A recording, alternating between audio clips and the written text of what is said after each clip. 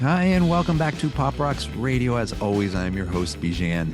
You know, some days I wake up and I got to pinch myself just to make sure I'm not dreaming, and today is one of those days. I have been a fan of today's guest for quite some time over his long and varied career. He has a new album coming out, and I'm really excited that he's coming here to talk with us about it. Who is it? Well, if you haven't already seen the title of today's video, then let's have a look. Paul Collins has always been the coolest guy in the room. Since his time with the seminal band The Nerves, Paul has been setting the standard for rock and roll at its purest, an energetic, passionate call to arms. His DIY ethic has become legendary, sometimes out of necessity, but always from an unflinching desire to march forward on his own terms. Barely out of his teens, he booked a national tour for The Nerves with one dime and a payphone. As The Nerves struggled to find venues that would book them, they established the Hollywood Punk Palace, a pop-up venue years ahead of its time, launching the careers of some legends of LA's storied punk scene in the 1970s. With Jack Lee's departure from The Nerves, Paul and Peter Case continued as the Breakaways before going their separate ways, leading Paul to found The Beat and unveil their classic debut album in 1979. This marked the beginning of a remarkable journey encompassing genre-defining albums spanning 45 years, both with his band and as a solo artist. Regardless of genre, each album has been characterized by one thing: a killer set of songs. And with the release of his new album, Stand Back and Take a Good Look, he proves once again that no matter how much time passes, Paul Collins is still the coolest guy in the room.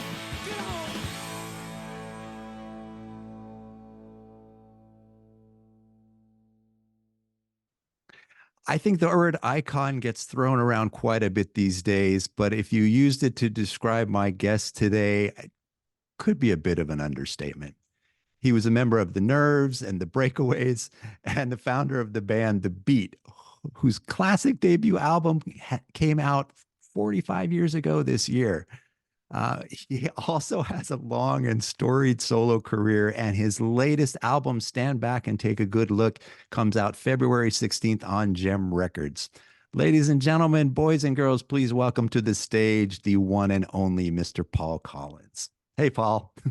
Woo! That was a great buildup. I'm gonna use that at my next show. Thank you very much for your words. Oh, thank you so much for joining me. And everybody, I was cracking up because you should have seen Paul off camera doing whatever he was doing. It was cracking me up. So, happy New Year. I'm happy to be here, and I am so excited to talk about my new record, which is, I don't know, I think it's my 14th studio album, which doesn't sound like a lot when you match me up with Bruce Springsteen. That's like 50,000 albums.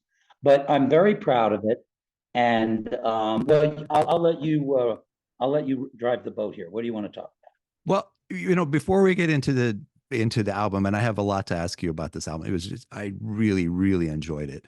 I started this channel because I love power pop music. I've always wanted to support it in any little way that I can, evangelize about it, and in the process, I've learned a couple things.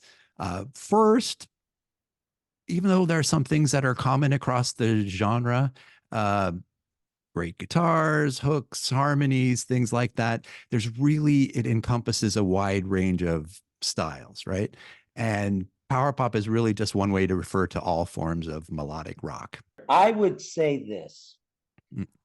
Yes and no. I would say, first of all, power pop, to me, even though Pete Townsend said it, that's not where it comes from. But believe me, the Who, if they were a power pop band, you wouldn't know about them. Right. So the power pop really is site specific to me, and it's initially a male dominated genre that started by guys who were born in the mid to late 50s, like myself, 55, 56, who wanted to play really up-tempo melodic rock and roll with great harmonies and hooks, like you said, short guitar solos, and wear tight, cool pants and cool clothes. That's where we came from. Now, when the Nerves started, power pop really wasn't, the word wasn't really being used yet. It was still punk, and I don't even think new wave had hit yet. The first time we heard power pop we were like, get out of here. It sounded wimpy. And to tell you the truth, power pop was a word, and it worked against some of the punk bands too who used punk. It kept us out of everything. Nobody wanted to know about power pop. Radio was not into power pop. And just like, I'll give you an example. Sheena's a Punk Rocker by the Ramones. When I first heard that song, I said, this is a top 10 hit single. There is no way in my mind that this song is not going to go all the way.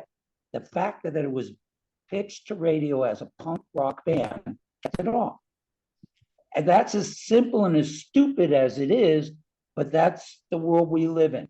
Radio's not going to play punk rock because their listeners would be calling up and saying, you know, what the hell you got this music on for? And that was, if Sheena is a punk rocker was just called Sheena, and it was billed as a pop band, it probably would have been a top 10. Oh, absolutely. I totally agree with you. And that's not the problem my Sharona had. Okay.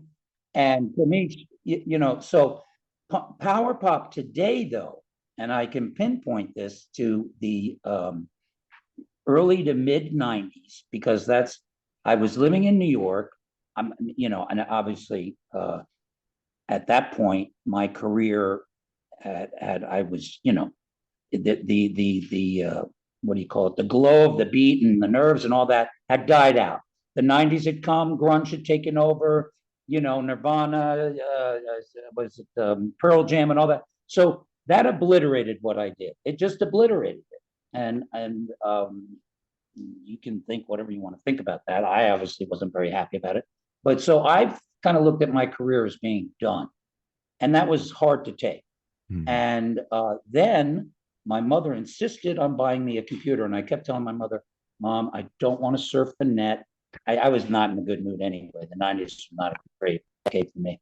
I was like, Mom, don't waste your money. Son, I'm buying you a computer. I tell you, within the first week, I sold $4,000 worth of records. I realized that I had fans all over the world, in New Zealand, in Australia. This is the era, not of Facebook, of Bandcamp. And then I started seeing all these bands on Bandcamp. The thing I loved about Bandcamp, it was specifically for bands. And the first thing you would see is their picture and 2 or 3 words to describe their music. And I kept seeing power pop, power pop, power pop, all these new young bands. And I go, oh my God, power pop has come back. So today, power pop is bigger than it was when I was playing it, or supposedly playing it, in 1980, just because of the internet, just because of, you know, now there's, you know, all these kids all over the world that know and love power pop. It still isn't, you know, huge. It's still a genre and a niche, but I'm okay with that. But it means it's a lot better now than it was then. Then it was a curse. Oh, you play power pop? Forget it. Get it. You know what I'm saying? Well, you know, I think there are a lot of bands that still run away from that term, but you seem to have embraced it. You've run toward it. You know, you had your absolutely excellent album in 2010 called King of Power Pop. In the liner notes for your new... That was about as into it as I could possibly get. Oh, I loved it. I loved it. You know, and the liner notes for your new album, Palmyra Delran refers to you, and I love this. She called you the grand poobah of power pop. So. I'll take it. I'll take it. You know, listen, the one amazingly beautiful thing about rock and roll is it's such an elastic word. It includes everything from Bill Haley to the Sex Pistols to the Clash to the, you know, to the Ramones to the Knack to me to anybody, you know, the Raspberries, and you know, it's still the main title of all this music is still rock and roll. It's not jazz, and it's not folk. It's rock and roll. Do you think that that record company still don't know what to do with a band when it's called power pop? I know you've been associated with labels that do. I mean, obviously, you know, Bump, and your new label Jem, they seem to understand the genre too. Is it? But do you think other labels not so much? Well, it depends on who you talk to. If you talk to certain people, they would tell you this: A, there are no more record stores, and B, there are no more record labels. That's like the general consensus. Like, everybody, Taylor Swift, you think she needs a record label? No.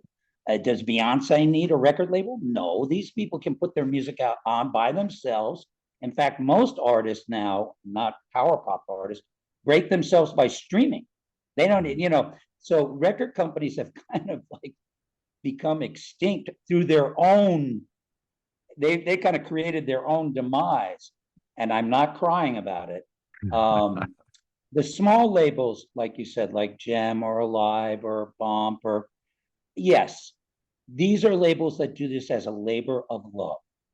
They love this music, and the smart ones, like Marty from Gem, they are under no illusion that they're going to get rich. They're not thinking platinum, and the key to these labels is to not overspend.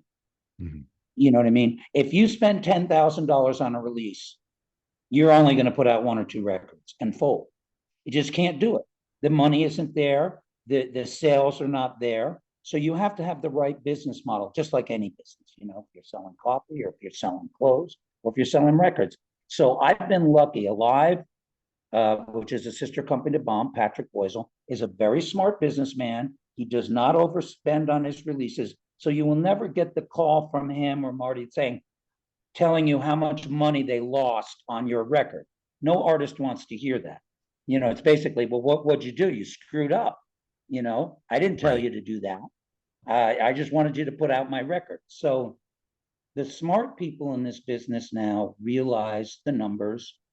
And like, I'm very happy to be working with Marty. Marty and I go way, way back. I put out To Beat or Not to Beat with him in like 1983 or 82. Mm-hmm. And he knows how to promote the record. He's promoting it to radio. He's promoting it to the press. He will press up and release a reasonable amount of records. And the numbers they're not what anybody thinks anymore, and that's where you get there are no more record stores. Everybody buys through Amazon. It's not 100% true because, excuse me, on this release, I told Marty, because I come from, when I got signed to Columbia in 1980, whatever it was, 1980, 79, the first thing I did is I worked retail and radio. I went to the pressing plants. I said, I am going to get into the trenches and meet these people and get them to go to bat for me. And it's something I've done all my life. So now, after a long hiatus, I've gone back to retail. Yesterday and the day before, I've called all the major stores in America, Amoeba, Goner, Reckless, Rough Trade, all the tastemaker record stores all over the country, just saying, hey, Paul, fortunately, most of them, hey, Paul, I can't believe it. Yeah, you got a new, yeah, we heard about it. We're taking it in. And which is what you have to do, but you just have to be, you have to be realistic and just do the best you can. And to me, retail, it's like radio. It's like what you do. It's all part of the family of getting this stuff out. And of course, any edge you can give yourself is good. Like the guy in Waterloo said, hey, yeah, you know what? I'm going to order a few more and make a nice display for you. Okay, that just gives me that little bit of edge when somebody walks in and goes, who the hell is this guy? Well, I mean, I think we've seen in the last, 10, 15 years, this resurgence of record stores. At least I know in our area, record stores, it's a thing now. It used to be how you used to just go hang out at record stores. It's becoming like that again. Right. I called them yesterday. Is it Streetlight? What is it? Street Easy? Easy Street. Mm-hmm. Is that the one? I spoke to them yesterday. Okay. Who else is in Seattle? I spoke to a couple of guys in Seattle. There's like Sonic Boom is a big one. I think I spoke with them. Yeah. Boy, there's a bunch. Silver Platters, Jive Time. There's a bunch. Well, this is your first album with new music since 2018's Out of My Head. Right. Well, right. I have to qualify that. This album has a collection of songs that have been in what I call the song chest. Okay. 2 of them are covers. Well, actually, Stand Back and Take a Good Look is from the Nerves days, Jack Lee's song, which I love, and we never really recorded it. Mm-hmm. And Will You Come Through is from by Peter Case, and it's from the Breakaways days, also never really recorded. And Stand Back kind of was the key to make this album happen for me, because just, you know, I just wanted to stand back. At first, it was like, stand back and take a good look. And then it was like, no, Paul, you're standing back and taking a good look at yourself. And all the music, like in Another World, Can't Go Back, those songs came out on very limited European releases, and they're great songs. And I wanted my fans here to hear them. So I re-recorded them. Liverpool's a song that I wrote when I was in Liverpool in 1992 or 3, and had that sat around until finally I found, sometimes songs are like puzzles. All you need, you get that last piece and you go, oh, there it is. That's right. Okay, it's done. So, and then One Hill and I'm Home is a song that my brother wrote, that our family has always loved and I loved. My brother's never going to record it. And my mom passed away. And I said, this is a great song. Let's just get it out there. And we did. And it's beautiful. And listen, the thing about making a record, the hardest thing every single time is coming up with a group of really what you believe in your heart are good songs. And you can kid yourself, you can squint your ears. I call it squinting my ears, like squinting your eyes. But at the end of the day, the truth will come out. And a good song, I love that quote from Willie Nelson. A good song is a good song. So it doesn't matter when it was written. It matters when you did it and if it's a good song. And then the other thing that I applied to this record as much as I possibly could is what I learned from Bruce Botnick, who produced my first album. And he would always say the same thing. He'd say, Paul, tell me a story and give me a performance. And I guarantee you, if you're an artist and you're making a record, if you do those two things, you're going to come out smelling like roses. So that's what I did. You can feel it with this album. I think the album feels very personal, and your choices of songs that you put on here, it does. You mentioned telling a story. It feels like the choices are meant to kind of paint a portrait of your life up to this point. I can die now. Please don't. Please don't. No. Yes. And to tell you the truth, you never know what people are going to think, because first of all, the first reaction, everybody, we want a bunch of fast songs. Come on, rock and roll girl, don't wait up. And it's like, I'm 67. And if I had 5 great songs that were, like Rock and Roll Girl, I would do them, but I don't. So,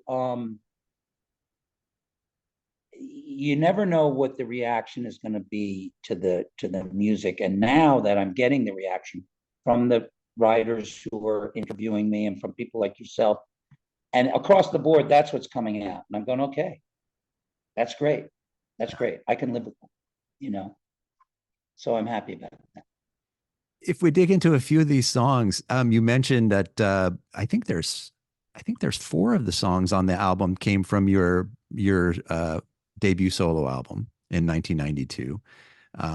One of them, Under the Spanish Sun, has always been one of my favorite songs out of your solo catalog. Oh, beautiful song. It's really cool. Barbara loves that song too. She said, Paul, that is such a sweet song. It is. But what did you say? Beautiful. She said, no, she didn't say sweet. She's got that serious face on. I didn't say sweet. I said beautiful. Beautiful. And moving. Yes. I love Spanish Sun. And to tell you the truth, probably the reason why it's so successful is because it's really true. It's, the reason why I wrote that song is we were living in Spain. We got there at an absolutely epic time. It was 10 years after Franco, and the society was blooming like a flower. Everything was busting out. All the arts. Almodovar just started making films. There were photographers, there were musicians, there was everything you could imagine. They were celebrating their freedom. Like, of course, I'm coming from the United States, so we've never lived under a dictatorship yet. But, so they were just like literally busting out, and you could see it everywhere. And it was such an absolutely beautiful, pure experience. And we go from that to Redding, California. I mean, you can just imagine the culture shock of doing that. So And we came back to the United States. We came back to California because we said, well, it was like we have to come back to the motherland. We have to come back and make it on our own in our own country, which was a huge mistake. But you live and learn. So I wrote that about like going, realizing like it was so beautiful there. Why did we leave? Why did we have to leave? What was wrong? And so yeah, I mean, that song to me it's a very special song. It's a bit about regret in general, I think. This is my reading of it. And I mean, what does it mean from you, singing it 30 years after you initially recorded? I mean, what's the difference now if you're at the vantage point where you are? No difference at all. I remember the beauty. I go to Spain a lot. I miss Spain. Like now I miss it because it's just it's almost like it's so deep inside me, I married two women from Spain. My son's mother is Spanish. So, Spain is a deep inside my soul. And the Spanish people have afforded me incredible generosity and love and support. So it's my second home without a doubt. And I just feel, that's I have been so lucky with music. Music has been my key to the world. It's taken me all over the place. It's allowed me to enter, people's, circles and societies and it's been my entree into, I've been to China and to Japan. And, fortunately the music is like, allows me to enter and they like me and they accept me and they take me in. So it's been a wonderful way to experience things. And it's also, you feel you automatically have a connection with these people. They know you and you get to know them and they know you through your music.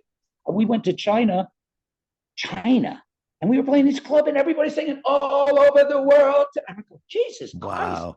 How the hell do they know my song? They knew it. Wow, that's awesome. It's and listen, I'm just a guy who's been very lucky. I'm not a superstar. I don't sell millions of records, but I'm out there enough to get that. It's pretty heavy. Yeah. You know what I mean? I watched some show you did. It must have been in Spain. And first of all, your Spanish is flawless, which is great. But yeah, they were going nuts. Oh yeah. Well, I'll tell you, and a lot of bands you will interview over the course of time or play this kind of music. If they've been to Spain, they're like, oh man, there's nothing like Spain, man. It's incredible. It's just amazing. And it is.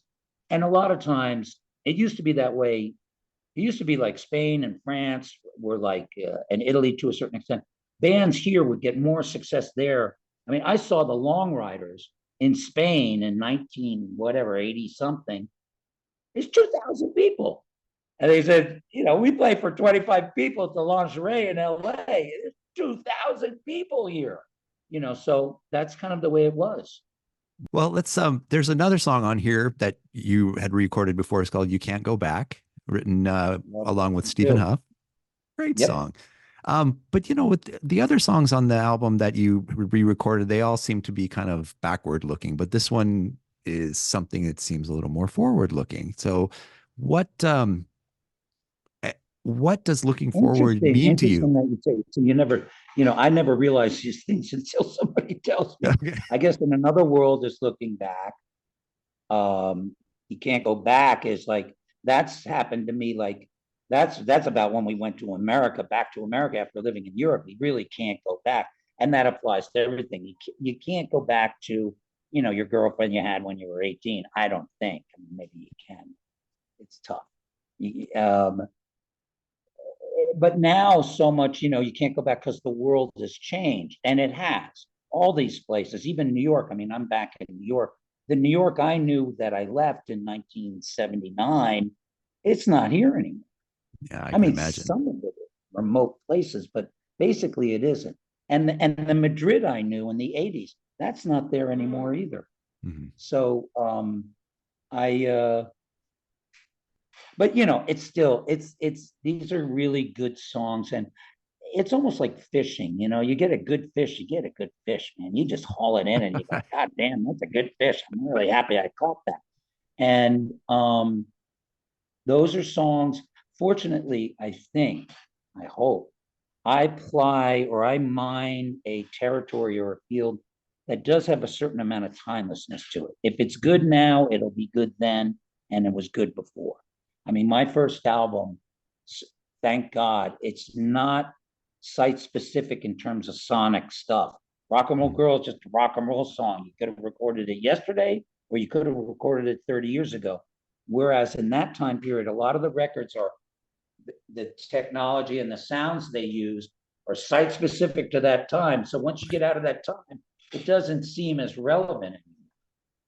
Oh, absolutely. Your any record of yours that I put on could have been recorded yesterday. I mean, you put it perfectly. So and you know, some music, like you mentioned, is just you put it on immediately, you know when it was recorded.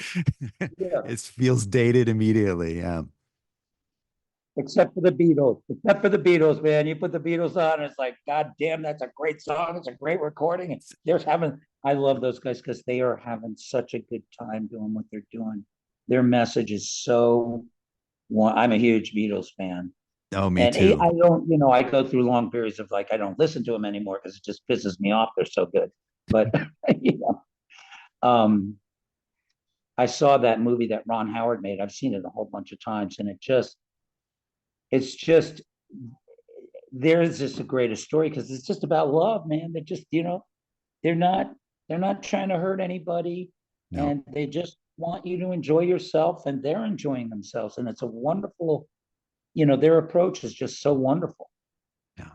Did you watch the Peter Jackson thing as well of them Let It Be No, sessions? no, Oh, I can't. I can't take 9 hours of the yeah, it's long. what I will say this is they have as much trouble getting new songs as I do because basically it's Get Back for 8 hours.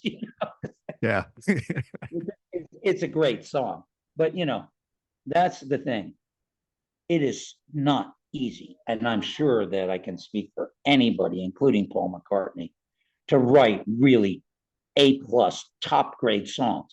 It's the hardest thing you'll do. I don't think any great songwriter say, oh yeah, it's a piece of cake. I get up in the morning and I write a couple of hits and then I go have lunch and then I write a couple of more hits. And I think there's a zone. Obviously, the Beatles were in a zone at one point where they had that.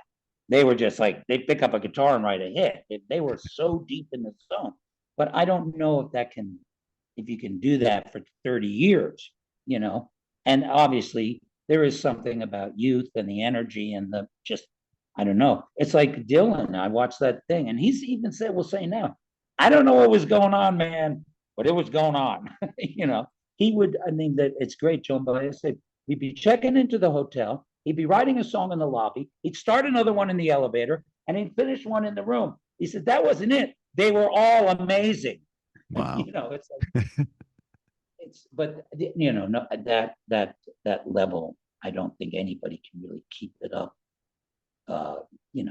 for forever. And I think there does come a point in time, and that time has come for me. It's really hard. I mean, obviously, my biggest challenge in life is trying to write that perfect song, and I'm a huge fan of music in general. And when I hear a good song, I go, wow. I'm jealous and I'm impressed and I generally am turned on. I love hearing a good song. It's very exciting to me. Has your songwriting process changed over the years? No, I have no idea what I'm doing, and I hope for the best. That's it. I really don't. I'm not a schooled musician. I mean, there's some songs I don't even know the names of the chords. You Won't Be Happy. I don't even know the names of those chords because I did it and I fingering and stuff. And I don't know how much better I'd be if I did know all the chords.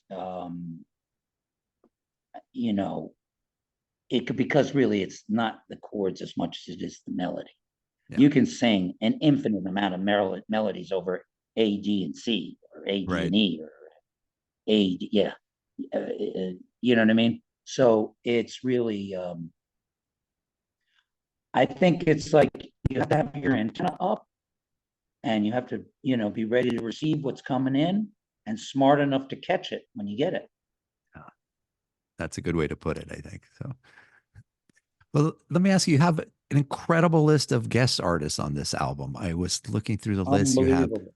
oh my gosh, Shoes, Dwight Twilley, Yeah, Steve Allen, unbelievable. Richard X. Heyman, Ronnie Barnett, and that doesn't even cover all of them.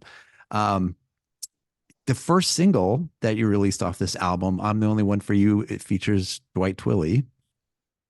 Yeah, it's top 10, and I think it's a Billboard heat seeker.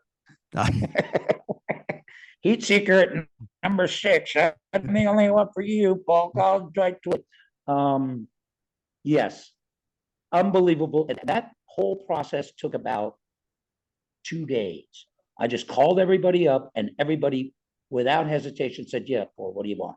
And everybody had a studio. Everybody had access to a studio. It was amazing. Chris Von Snyder and Prairie Prince did 2 songs. He has his own studio in San Francisco. Ron Flint has a studio in Austin.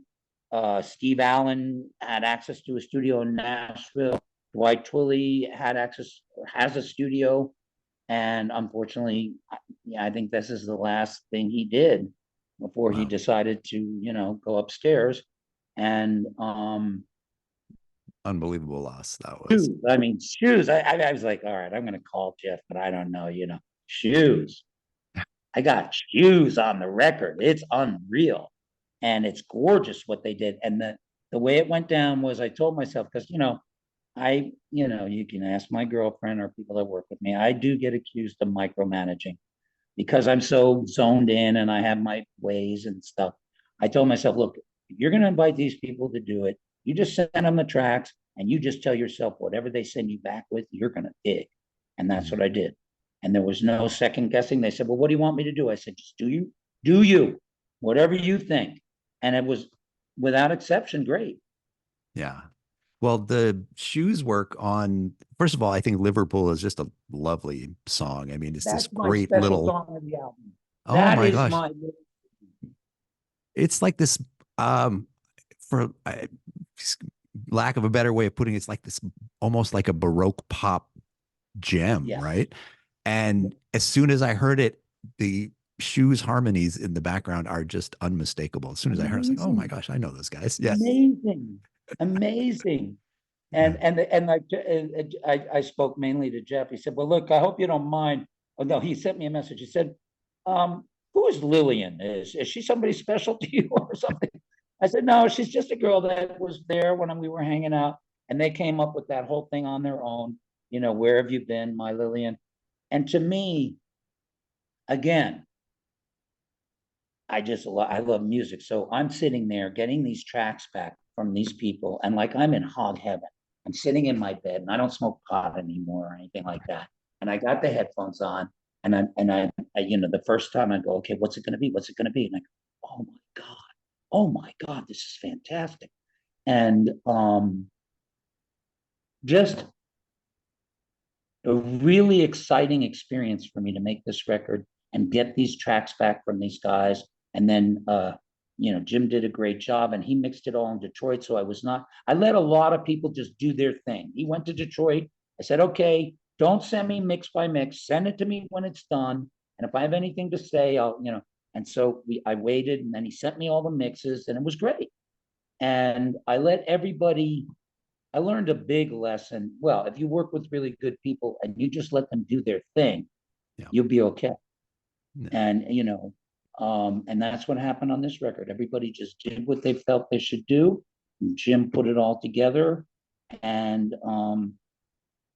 it's just, it's really, I just feel blessed and lucky. And, I don't want to sit around and go, this is all me. It isn't all me. It's great. These people really helped me out. And I'm a collaborative person. That's why I love being in the beat and in the nerves. I respect Prince, but I don't want to do that. To me, that's lonely. I love the interaction between other players and stuff and the surprises they give you. When they play something that you would have never thought of and you go, oh shit, that's fucking rocks. So that's what happened. And it's out and it's done. And Bob Gruen did the photography. He lives in my building. The artwork is absolutely spectacular. So, to me, I hit a home run. It's a grand slam. Oh, It's really it's a good. great album. It's really a great album.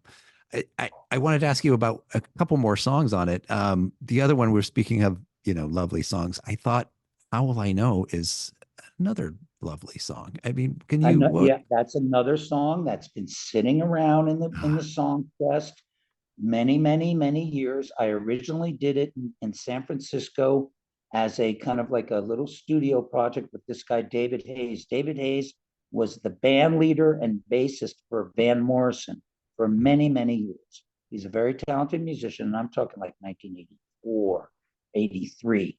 He said, you want to come to the studio? I got my own studio. We can do a song. So we did that song. And of course, nothing ever happened, and it just sat there. And then I did it, and I sent it to my friends. Have you heard of Danny Lodge and the Looks? Tony, They're a great. They're a great. Check them out. They're a great power pop band from Montreal. We've done a lot of work together now. We did one U.S. Canadian tour. We did a festival in Sudbury. I'm about to do another festival with them in Montreal in February. And another case where I said, Danny has his own studio. Jeanette, his wife, is an extremely talented bass player and singer. They both sing. He plays guitar. I said, look, see what you can do. And I sent them that song. And Danny's guitar part it's just fabulous, fabulous. And the background vocals, that's Jeanette, just fabulous. So that was actually all done before we started the album. And I said, Jim, look, I think this is done. He goes, yeah, I play drums on it. Jeanette plays bass. Danny plays guitar, and they do the vocals, and I think there's tambourine, and it's great. You mentioned I had this question later on. I've always been wondering, since you've been with the Beat, you've been primarily known as a guitar player. I wanted to know, do you still sit behind the kit? But it sounds like you do. I did 2 songs on this album. I did How Will I Know, and another barn burner live. Don't Take It So Hard. Unbelievably great live. Yeah. I'm surprised how good it sounds live, because that's Wow. a song. Some songs you go, I know it's great. Some songs you feel like you got to get the right sound, or it's just not going to happen. And other songs just surprise you. They sound okay on the record, and then you go play them live, and they're like, wow. So yeah, I did drums on 2 tracks, which I'm happy about. Although I will say this, I much prefer working with guys like Dave Donen or Prairie, because they're great drummers and they play all the time, and you can kind of tell the difference. But I do have my little area of expertise. You have a very distinctive style. It's good. I think I did a great job drumming in the Nerves. Some of those Nerves recordings, the drums are just fabulous. The whole thing, the whole structure of the band, the 3-piece, the way we arranged the music, the Jack's guitar playing, Peter's bass, 3-part harmonies. I'm lucky, man. I really, that was my schooling. That was like, some people went to college. I was in the Nerves. Speaking of Peter Case, you have one of his songs on your album too, one that you did with the Breakaways. So I love that song. Will You Come Through? It's fabulous. It's a great song. It's a great song. I got to admit, after I read in your book, without getting too far into it, the whole Collins Case tour, I was a little surprised to see a Peter Case song on there, but why did you pick this one?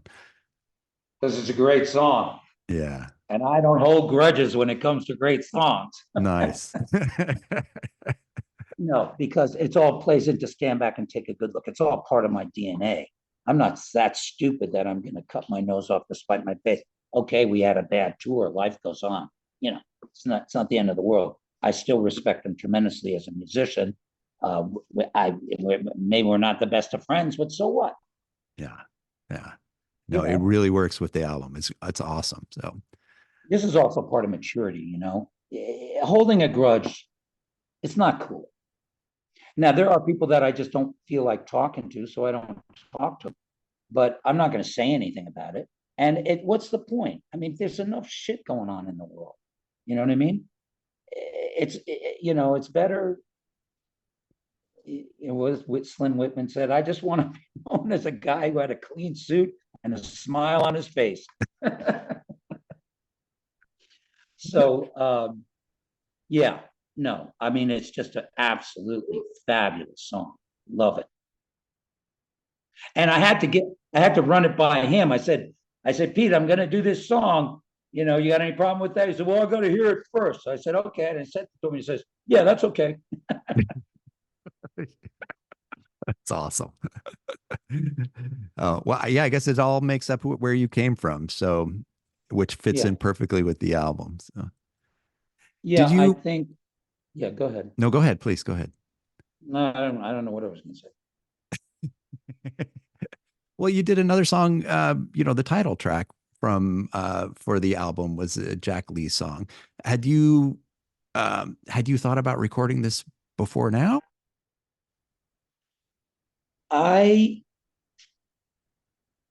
Jack has so many fantastic songs. I used to play, and I still play all the time, Come Back and Stay, which was a hit for Paul Young. I love that song. But when I went to go do it, there was just something. A, it was already hit by somebody else.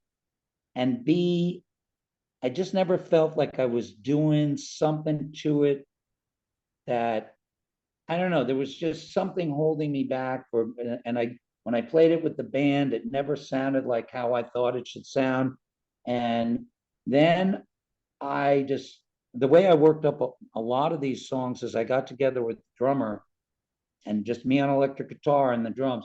And when I played Stand Back, it was like just from the first Stand Back, I said, this is it. And that bump, bump, bump, bump. It reminded me of like T-Rex or something, or David Bowie song, that I just love it. Love, love, love it. So it just instantly I said, yeah, this is it. This is absolutely great. And it's a song that we never recorded really. There's some, live versions of it, and I have a video of it, but and it just seemed like, obviously I could have done Hanging on the Telephone, which I've played a million times, but this seemed really special. And then when I just thought about it, the Stand Back and Take a Good Look, I mean, it just was like it was the puzzle piece that just made the whole thing come together. Yeah. Yeah. It sets the whole tone for the whole album. Yeah. And then what Richard X. Heyman and Michael Mazzarella from the Rooks sing on it is great. Their background harmonies are great. And Joey Cola from Sorrows, the guitar part is perfect. And it's just right where it should be. Your first album with the beat, you were very proud of pounding out the tunes very fast. It really captured the energy of you guys, right? And I think I saw an interview where you said you did that album in 5 days. In your book, you mentioned that you recorded from town to town in a day. Yeah. I know you're sending out tracks and people are filling in some of the gaps on the songs, but for your parts, are you pounding these things out pretty fast? Do you still work like that? Oh yeah, that's why I worked with Jim Diamond on this record. Jim Diamond is a specialist in doing records quickly and that sound good and not fooling around. We did this record, I don't know, the recording was 5-6 days, I think. Really? And then he took it back to Detroit and mixed it, and that was probably another 2-3 days, maybe 4 days. I don't know. His kind of thing is like, if it's good, he's got it mixed in his head while he's making it. And when he mixes it, he's not sitting there going, he's like, okay, next, pretty much the same. And it's like, I mean, obviously some songs like Liverpool have the harpsichord, so that's a different treatment. I think he had to work harder on like getting the right balance for Shoes stuff and Dwight Twilley, because these were all these extraneous tracks coming in, recorded under different circumstances. But I think like you can't go back with the dobro and all that, and what Ron Flint played, the harmonium, the shakers, and the bass. It's just fantastic. It's just really, I'm just so impressed. because if you make an album with the band, you guys have been living with it. You know exactly what the guitar player's doing. You know exactly what everybody's doing because you've worked it up. That was the beat. The beat was we just said, Bruce said, okay, that's great. Just do that in the studio. And that's what we did. We just did what we've been doing for months on end. All the guitar parts, everything was exactly, the demo tape for that record is pretty much the same as the album, except it's not as good sonically. This was different in the sense that all these other people contributed stuff that I had no idea what it was going to be. The art with that was just pairing the right musicians to the right songs. And I have to pat myself on the back. I got, 2020 to do the perfect songs for them because yes, they're a power pop band, but they have a whole streak of Americana that they did. And when I heard those records, I said, these are the guys to do that. Obviously, Shoes, it was a no-brainer. Liverpool and I was like, I gotta have really nice, lush vocals on these songs, and these are the guys to do it. So it was just really good luck. And Prairie Prince, God, the guy's a monster drummer. Yeah, he's worked on. I worked with him before. He plays on The Kids Are the Same, and he's just steamroller. And so it was perfect for those songs, especially when you come through. And there's no click track on that shit. That's the way he plays. Bam, it's great. So Jim Diamond was producing on this album as well. He did a couple of your other solo albums, right? He did, yeah. He did King of Power Pop and Feel the Noise. Feel the Noise, which is two great. Feel the Noise is a great album. It's really a great album. Oh, I'm glad you think so. Yeah, I think I'm lucky in the sense that worst case scenario, at least there's one really good song, and because let's be honest, when you get 20, 30 years into your career, obviously there's good stuff and there's not so good stuff. And if you're lucky, the ratio is acceptable. I think my ratio is acceptable. And I think this album has a higher quotient for me personally of really good songs. And I'm very proud of that. I'm very proud that Under the Spanish Sun, You Can't Go Back, In Another World, of my songs that I wrote. I love Westbound. I adore Westbound. Yeah. And that's another song and Liverpool, songs that sat around for years. Those are songs you wake up at night and you go, God damn it, that's a good song. I got to get that song out. And those are songs like that.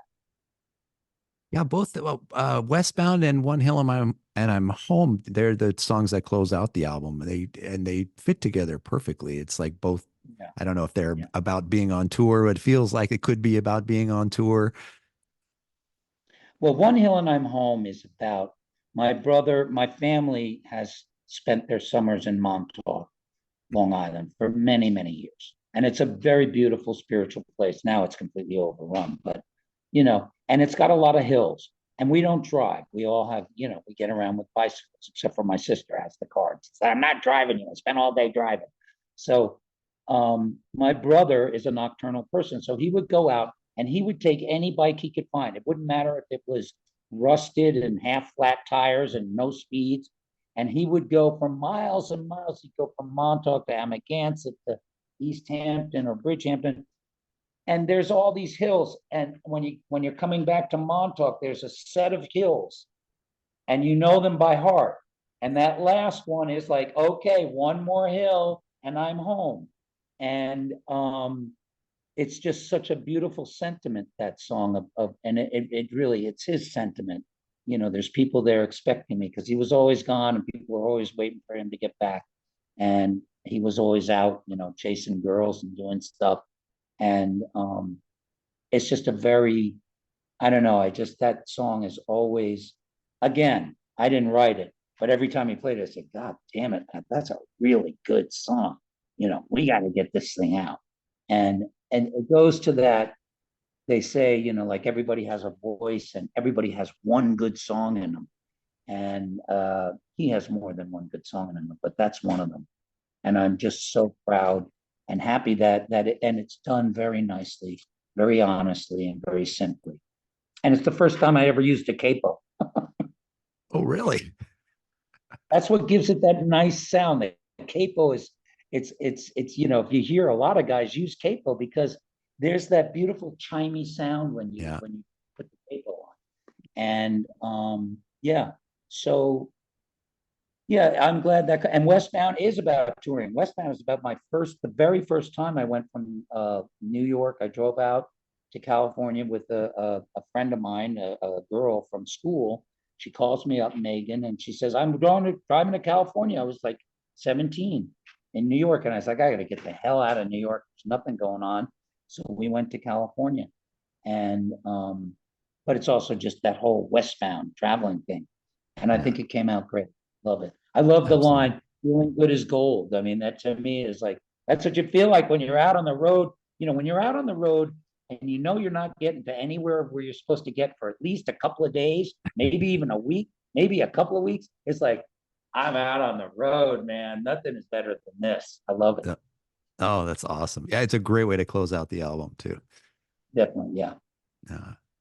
Well, let me ask you, I want to ask you a few questions about your DIY approach to your career, and how that maybe has changed. So you've been taking matters into your own hands since your time is really, you're really just a kid when you were in the Nerves. Yeah.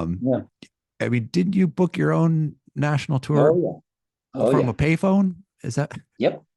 10 cents. What did they say? Invention is the necessity is the mother of invention. Yeah.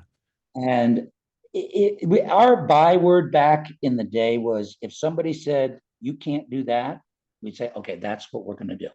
Whatever it was. You can't make a record. Oh yeah, we're going to make a record. You can't do a tour. Oh yeah, we're going to tour. It was like, it was so easy to figure out what to do, because all you had to do was do what everybody told you can't do.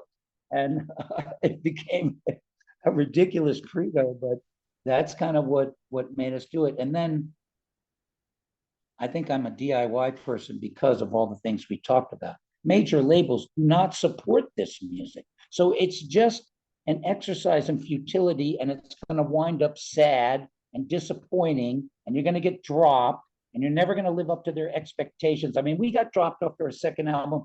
We were amongst all the bands that did not sell 600,000 copies. Off of Columbia. Yeah. You mean you thought we were going to sell more than 600,000 copies? What are you, fucking smoking crack? And of course, unfortunately, they told me, because when I got dropped, it was almost suicidal. I'd worked all my life to get on a major label, and then in 2.5 years we get dropped. I thought I was going to kill myself. But when they threw in that, yeah, we let go everybody who sold less than 600,000 records, I went, okay, I can live with that. It's not just me. Yeah. What are you fucking idiots? Some accountant. Yeah. So the DIY ethic is a great American ethic in every field, in restaurants and writers and, movies, and all kinds of artists and entrepreneurs of every nature embrace the DIY ethic. And it's how you take your future into your own hands. And then you're not sitting around waiting for somebody to call you, or you're not sitting around depending on whether you live or die because some bigger company says this or says that. Now, the downside is you may not have access to this tremendous whatever machinery that they have, but in the end, that machinery is never going to work for you anyway. Right. So what are you losing? I'm never going to get Taylor Swift's production team, and God bless her. She did what she did, and she, she's a woman that does it all on her own and is in the position to call her own shots. And that's all great, but that's not going to happen to a lot of people. And so those people, rather than rolling over and dying and getting on, a soup line or working a job that they can't stand and giving up on all their dreams, they go DIY. And I've met a lot of these people: carpenters, foods, whole food stores owners, yoga people, crystal shops. They make a nice life for themselves, and they enjoy life. You have to have a different set of expectations, and you have to work your ass off. You cannot be afraid of hard work. But the premium is you kind of get, you know, you get to do what you want. You take vacations when you want, if you can. You know, yeah, it's hard, and you have to be really smart to make enough to. You have to keep your overhead super low. You know, there's an equation. It's math. It's math. 2 + 2 is 4. 2 + 2 is not 10. So you have to, you know what I mean? You have to organize yourself like that, and you can do, but it's not easy. Well, you started the Beat Army in the early 2000, like 2005, something like that. Is that still active? No, the Beat Army was a great idea that It's a never great really. idea. It was a great idea, and it was a lot of fun, and my life is filled with, you know, I never have lost my enthusiasm to do stuff, harebrained, crazy ideas. I still do it. You can check with my girlfriend. She's like, you know, I'll take. I am Don Quixote in the flesh. I'll take on anything. You know, I'm you know, Camelot and the whole 9 yards. But the problem is it's really, really, really hard to motivate people.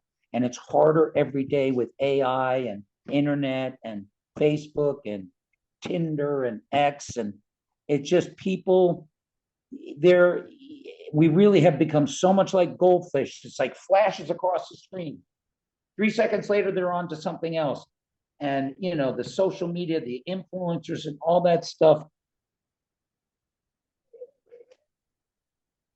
I don't know. I mean, listen, young people, they don't know anything else. So this is the world they live in, and they know how to negotiate. People like me who come from you know, we're prehistoric, and some of it I embrace. I have no problem with technology. Mm.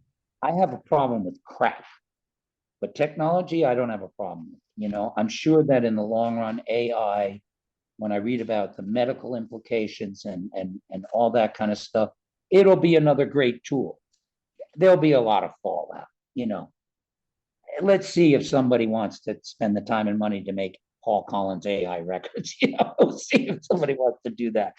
You know, if somebody wants to buy a Beatles record that's AI made, well, you know, what am I going to say? You know, I'm sure Paul McCartney will say something, but I got nothing to say. You know, and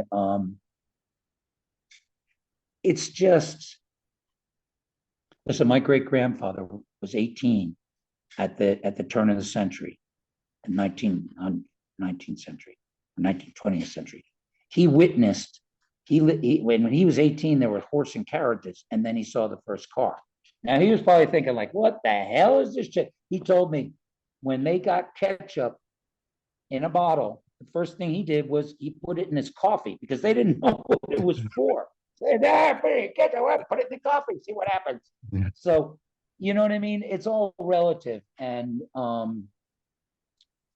I still think science and medicine, what people are doing in those fields will ultimately save us and change the world. Yeah. Well, I think with any tool, it's like it can be used for something really useful and beneficial to everybody, or it can just be a, you know, like you said, Tinder. Also, I mean, social media is kind of that double-edged sword too, right? It's a way for musicians, for anybody to just kind of get their word out without having to go through the gatekeepers that you used to. But it's the also worst thing that ever happened to publicists. well, you know, it's just a lot of garbage out there. Yeah, it's really hard to sort through until you find the stuff that really matters. I don't know, you know, and people will say, you know, there's always been just as much garbage. You just didn't know about it because we didn't have the internet to tell us about it.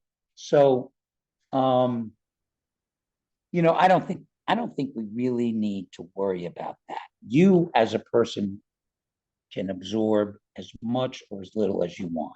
I have friends that aren't on Facebook at all. They never spend, and I am a victim like everybody else of killing time by looking and, you know, scrolling. My girlfriend will go, "What are you doing, Paul?" I'm just scrolling through the fucking, you know, it's like, you know. So And so you have to use your own willpower and decide, okay, I'm not going to spend 18 hours looking at these stupid posts. But for me, as a professional, I post about my record, I post about my shows, I post about what I'm doing, and it's part of my job. Yeah. And it's free. So I got no problem with that. Yeah. Well, during the whole lockdown thing, you did a few live streams, performances, which were really cool. I think that was just a great way to use And that was, yeah, that was a great, I mean, a lot of people did, and that was a great way for us all to stay connected. And I lived for that. It was, you know what I mean? I planned all week in the beginning, I just did one song and then I said, okay, I'll do, that was a very special time when we were all like, everybody was terrified, or most people were terrified. And most people were very isolated. And most people were happy to see a smiling face of somebody that they knew. And to me, too, that is one of the functions that, we're entertainers. We're there to kind of take the load off people or help them forget their troubles for a while. And it was, that was a very special time, a very scary time. Obviously not something that I would want to see repeated. Yeah, but just seeing you online playing your music, still obviously having a good time doing it. It was really, it's a nice light in that darkness. So. Yes. And happy to have been that. And yeah. Are you, can we look forward to a full-on tour for this album? Not if Barbara has anything to say about it. It's sitting on your shoulder. No, you're not going anywhere. I'll tell you one thing.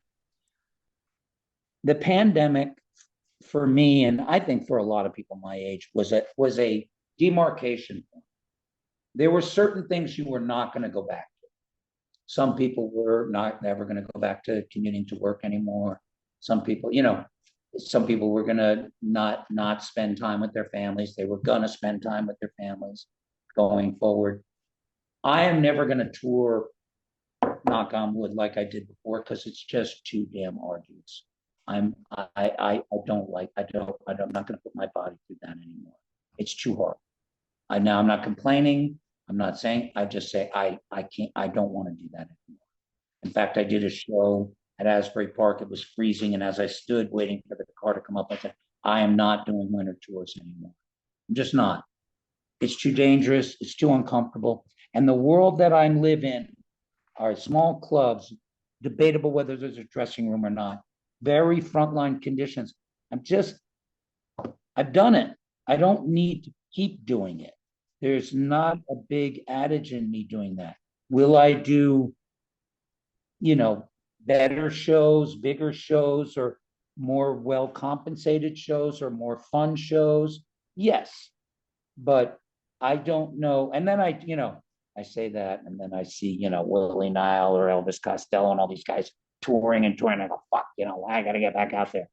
And then Barbara says, I thought you said you weren't going to do that anymore. So I don't know, it's really opportunity too. If I got offered a really good tour, like let's just say Elvis Costello's manager called up and said, Paul, we want you to do 20 dates opening up for Elvis. He's playing small theaters. I'd be like, yeah, I'll be there. But that's not going to happen.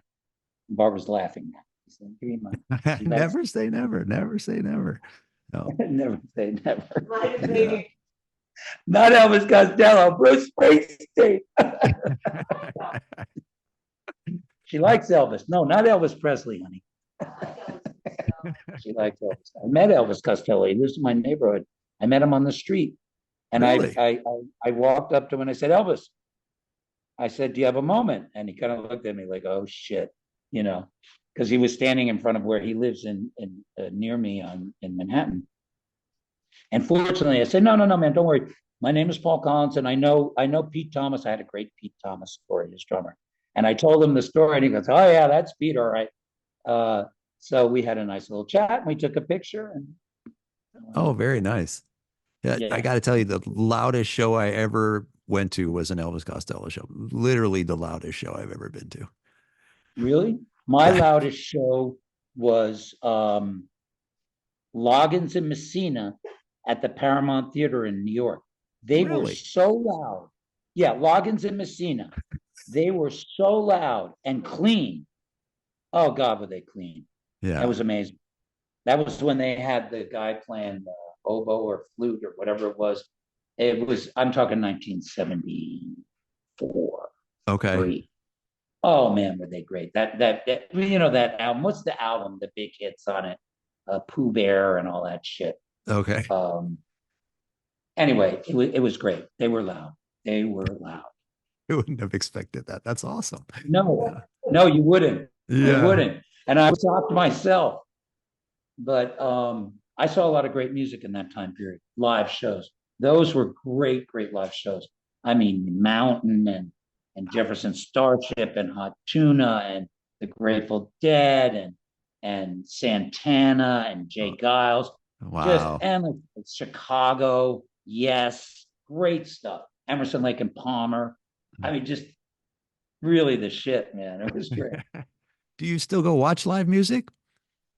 Occasionally. Yeah. It's not what it used to be. Yeah. And I'm high risk now. I have 40 years of looking cool and smoking cigarettes was not a smart thing to do. So I use that as my excuse to Hard to be in a crowd. Yeah. You know, there's not a lot of things I've done so much of that I miss doing. Like I don't need to go anymore to bars. I don't really need to go out to restaurants unless it's spectacular and somebody's taking me.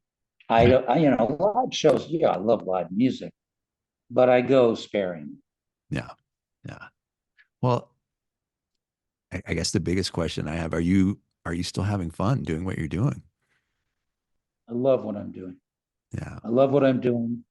I'm very lucky. I'm one of the few power pop artists that has made over $5 million. So I'm financially set. So it's just life is a bowl full of cherries for me. Oh, that's wonderful. I mean, Barbara says you're damn right it is. No, Barbara said, don't say that. He might believe you. And I think it's true except for the 5 million. Oh. Well, I believed it. Yeah. Yes, I do. I mean, come on. You don't know I'm having fun? I'm having fun talking to you. I love it. Oh, this has been great. I'm still a kid at heart. You're still a kid at heart? Which pisses off my girlfriend. She says, when are you going to grow up? I say, never. Why? Yeah. I would. You shouldn't ask that. She's here. No, but yes, I love what I'm doing. I love playing music. This year, my New Year's resolution was get my body back, which means I have to have my second hip replaced, which I'm doing next month. And I'm going to be very happy to reclaim my body. I have to lose a little bit of weight. So I stopped drinking and I'm going to get back in shape and just enjoy life. Awesome. Awesome. Well, I'm going to wish you good luck on the surgery. I'm sure everything is going to go just fine. Yeah, it is. Yeah. That's exciting to think that it's going to put you back where you want to be. So really, it is. The first time I put it off for a long time, I was petrified and I didn't realize how much of a game changer it was going to be. And so now it's just business as usual. And by 7 o'clock, March 4th, I'll be home in my bed and I'll be happy and I'll be out of this misery. oh, very nice. Yeah, so it's all good. And I'm very excited about the reaction so far to the new record. And I hope that it continues. Oh, I think once people hear it too, everyone's going to love this album. It is really a great album. I have enjoyed it. I've had it now for about a week and I have just been listening to it nonstop. I really love it. Now, have you played it for your mother-in-law yet? She would look at me. My mother-in-law doesn't speak a lot of English, so she would just look at me like, well, she would get it then. I don't know why you're doing this to me, but okay. I love her. Yeah. She humors me, but you know, this has been great. Paul, you have been awesome. I told you I started out really nervous and it's like I'm talking to an old friend. I really appreciate that. Listen, this has been a lot of fun. Thank you. Thank you so much, Paul. Good luck with the new album. The new album, Stand Back and Take a Good Look, is out February 16th on Jem Records. I will put a link in the description. so Awesome. everybody can find it and buy it. It's a great album. Thank you so much for spending so much time with me today. I really appreciate it. Good luck with everything. Good luck with the surgery. Good luck with everything in 2024 and beyond. Thank you, Bijan. All right. Okay. Paul, Barbara, thank you so much, guys. I really appreciate it. Bye-bye. Have a great day. Thank you. Bye. Bye-bye. Man, that was fun. This is Bijan from Pop Rocks Radio. Thanks for watching. We'll see you next time.